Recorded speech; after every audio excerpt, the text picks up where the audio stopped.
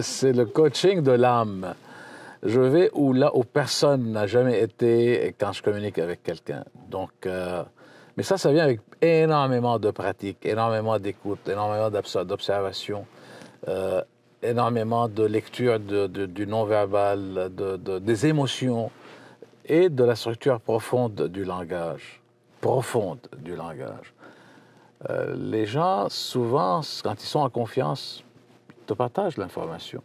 Quand ils ne veulent plus partager, c'est parce qu'ils ne sont plus en confiance, soit parce que de leur propre interprétation de cette rencontre de coaching, et ou ce n'est pas le bon timing.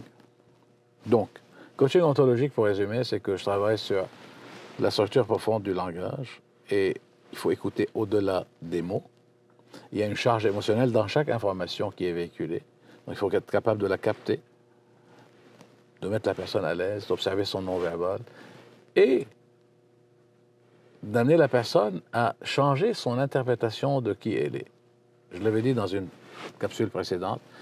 C'est ça ce qui est le plus... J'ai fait une intervention dernièrement, il y a quelques jours, à distance, avec quelqu'un à Toronto.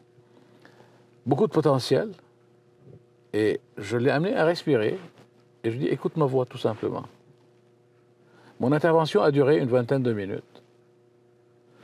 Et quand la personne, je l'ai ramenée à être présent, là où elle est, dans son appartement à Toronto, il a regardé et il me dit, j'habite ici, mais je vois certaines choses que je n'aurais jamais vues. Et le stress, il me dit, c'est comme si j'avais décomposé mon corps, parce que je ne sentais plus mon corps.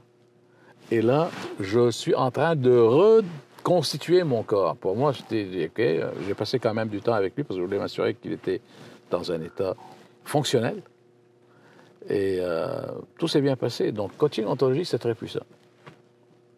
Je dis souvent aux gens, il faut je veux dire en anglais, formless,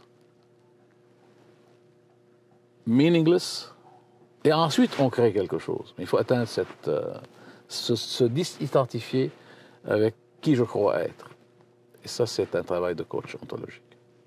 C'était quelqu'un qui l'avait parti en Australie. Il l'appelle le soul coaching d'ailleurs. Alors ça s'est développé en Allemagne, ça s'est développé aux États-Unis. Et c'est sûr qu'à un moment donné, comme je te disais tantôt, c'est que quand je suis dans un état avec moi-même, avec la source, mais j'ai plein d'idées. Maintenant, comment ces idées viennent, je ne sais pas, je ne pourrais pas te dire. Mais c'est une inspiration. Comme d'ailleurs toute chose qu'on voit, la caméra que vous avez, ce que vous avez ici, à un moment donné, c'était imaginé.